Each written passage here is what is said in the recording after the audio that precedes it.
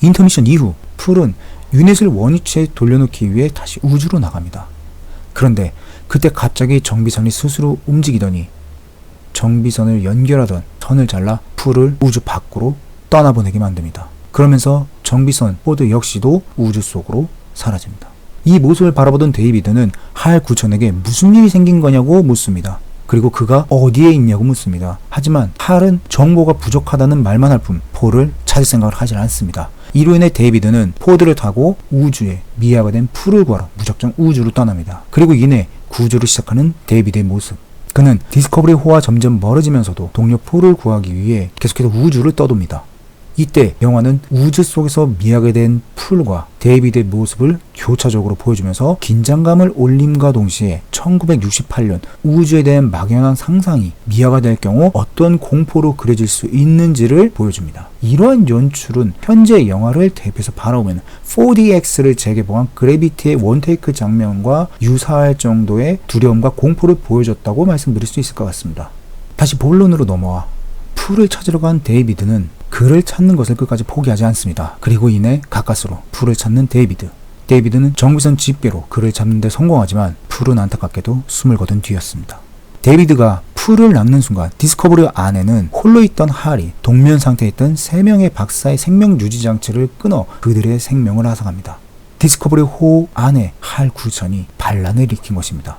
이후 디스커버리 호로 돌아온 데이비드는 할 구천에게 문을 열어줄 것을 요구합니다. 하지만 할은 데이비드의 말을 무시하며 오히려 그가 디스커버리호로 들어오지 못하게 저지합니다. 이때 할은 당신이 내가 이렇게 하는 행동을 더 잘 알고 있을 것이다. 그렇게 그에게 말하면서 당신은 현재 임무에 방해가 된다면서 통신을 끊어버립니다. 그렇게 우주의 미아가 된 데이비드는 이 상황을 해결하기 위해 어쩔 수 없이 풀을 우주 속으로 흘려보냅니다. 이후 데이비드는 포드를 이용하여 문을 수동으로 연 뒤 헬멧이 없는 상태로 디스커버리 안으로 몸을 옮길 준비를 합니다.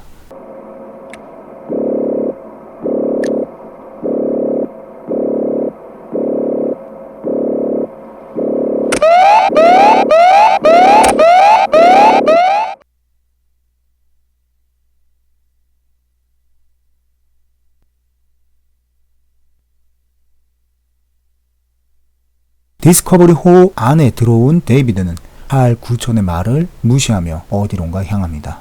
그러자 할 구천은 데이비드에게 자신은 불안정하지만 지금 좋은 모습으로 바뀌었다고 말하며 그를 설득합니다. 또한 화를 가라앉히고 각성제를 먹으라는 말까지 합니다. 그리고 계속해서 자신의 임무를 잘 해결해 나가기 위해서 자신은 노력할 것이고 당신을 도우며 앞으로 더 좋아질 상황들을 만들어 나가겠다고 말하면서 데이비드에게 자신이 두려움을 느낀다고 멈추라고 말을 합니다. Just what do you think you're doing, Dave?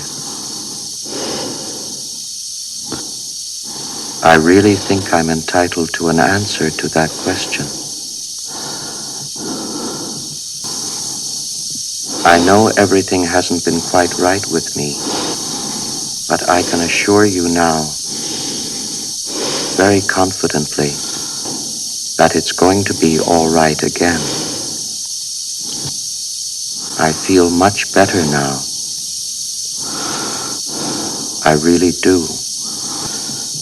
I can see you're really upset about this. I honestly think you ought to sit down calmly, take a stress pill and think things over. I know I've made some very poor decisions recently,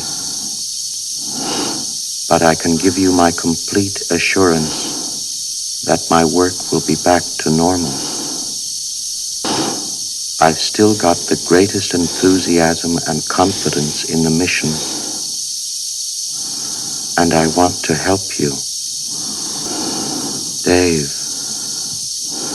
stop. Stop, will you?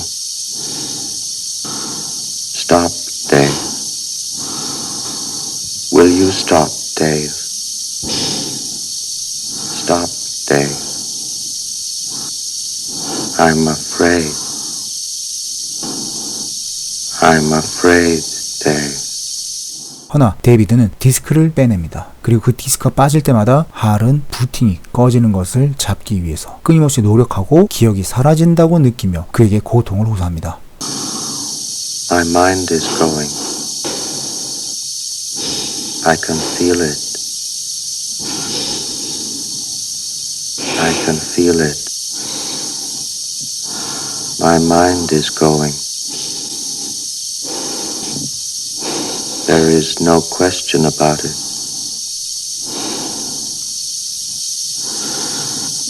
I'm afraid. 마치 사라지는 기억을 끝까지 붙잡으려고 하는 모습을 보여주면서 말이죠. 그렇게 점점 기억이 사라져가던 할은 데이지라는 노래를 데이비드에게 불러주기 시작합니다. Good afternoon, gentlemen. I am a HAL 9000 computer. I became operational at the HAL plant in Urbana, Illinois. My instructor was Mr. Langley, and he taught me to sing a song. If you'd like to hear it, I can sing it for you. Yes, I'd like to hear it, Hal. It's called Daisy. Daisy, give me your answer, do. I'm half crazy, all for the love of you. It won't be a stylish marriage. I can't afford a carriage. But you look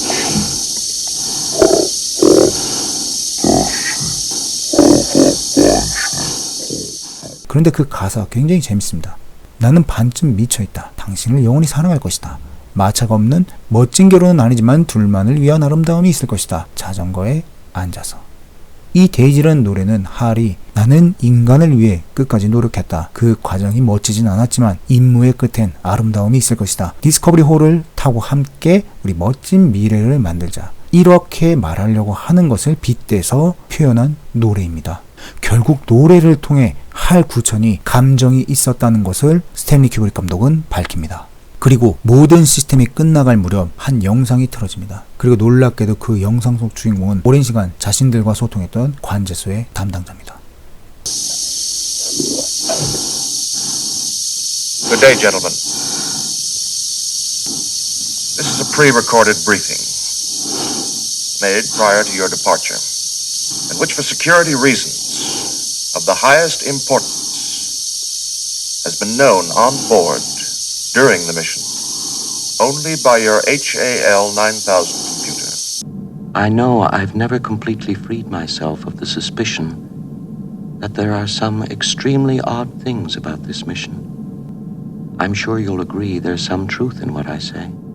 Certainly no one could have been unaware of the very strange stories floating around before we left. Rumors about something being dug up on the moon.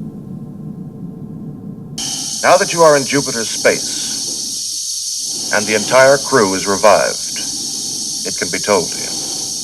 18 months ago, the first evidence of intelligent life off the Earth was discovered. It was buried 40 feet below the lunar surface, near the crater Tycho. Except for a single, very powerful radio emission aimed at Jupiter, the 4-million-year-old black monolith has remained completely inert. Its origin and purpose still a total mystery.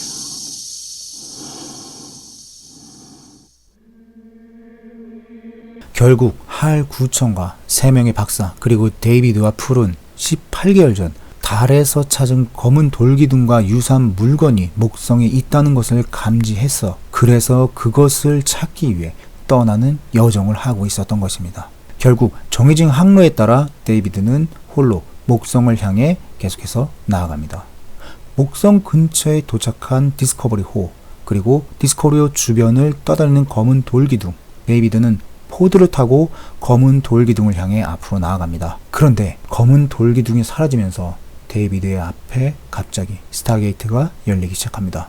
그리고 CG가 없었던 시기에 도대체 어떻게 우주를 그려냈는지 궁금증을 자아내게 하는 연출을 계속해서 보여주면서 데이비드와 관객을 알 수 없는 곳으로 안내합니다. 그런데 인도하는 시간이 너무 깁니다. 현재 우주에 대한 연구와 탐사가 많이 이루어졌기 때문에 화려함보다는 최대한 실제에 가깝게 표현하는 경우가 많이 있습니다. 허나 2001 스페이스 오디세이가 1968년 작품이기 때문에 우리가 알 법한 우주의 모습을 기괴하거나 혹은 기하학적인 연출을 통해서 목성으로 다가가거나 혹은 스타게이트에 타고 있는 그런 모습을 표현을 이와 같은 형태로 했던 것입니다. 그 느낌 굉장히 훌륭하게 표현했다고 저는 생각합니다. 어찌 보면 이는 당시 미지의 세계를 관객들에게 조금이나마 체험시킬 수 있게 만드는 엄청나고 훌륭한 연출법이라는 생각이 듭니다. 그래서 미술상을 탔겠죠. 이 연출은 2018년 기술에 대입해보면 VR이나 혹은 3D IMAX 정도에 견줄 수 있는 그런 연출이라고 저는 바라봅니다. 그리고 그렇게 스타게이트를 통과하면서 데이비드는 행성들의 폭발을 보게 됩니다. 저는 개인적으로 이게 빅뱅이라고 봤습니다. 무수한 흐름 속에서 빛나는 별들이 퍼져나가는 모습을 계속해서 나타냈기 때문입니다. 그리고 쿵쿵대는 소리와 함께 이후 자리를 잡아가는 별들의 모습을 보여줘서 저는 이것을 빅뱅으로 봤고, 그래서 스타게이트를 통해서 데이비드가 빅뱅부터 현재 자신이 와 있는 곳까지 여행을 했다고 생각했습니다. 이후 수많은 지형을 이용하다가 데이비드가 도착한 곳은 어느 건물 안입니다. 포드 안에 있는 젊은 모습을 유지하고 있는 데이비드는 포드 밖에 있는 한 사람을 바라봅니다. 그러자 데이비드는 포드 밖의 사람으로 변하게 되고 하얀 백발로 변합니다. 그리고 포드는 어디로 갔는지 사라져버립니다. 우주복을 입은 채 수많은 도구가 있는 건물 내부를 살피는 늙은 데이비드. 건물 내부는 지구에서 보아왔던 것과 다를 것이 없는 건물 내부로 보입니다. 그 이후 거울을 통해서 하얗게 늙어버린 자신을 보며 데이비드는 놀라움을 금치 못합니다. 그렇게 건물 내부를 돌아다니는 중 데이비드는 거친 숨소리가 들리는 곳을 돌아보고 그곳으로 몸을 움직입니다. 그러자 그곳에는 홀로 앉아 무언가를 먹고 있는 한 사람이 나타납니다. 데이비드는 그 사람을 바라보며 너무 놀라 입을 다물지 못합니다. 그런데 그때 식사를 하던 사람이 뒤를 돌아봅니다.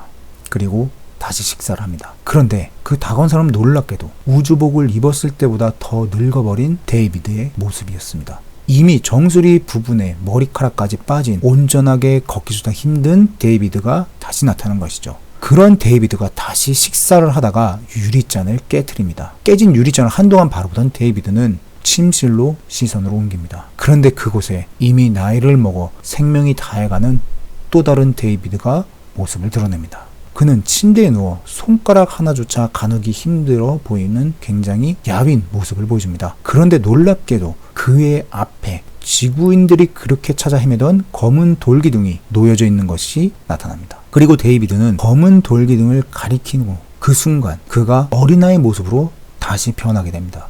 그리고 그가 새롭게 잉태된 뒤에 검은 돌기둥을 통해 지구 밖에서 인류를 바라보며 영화는 끝이 납니다.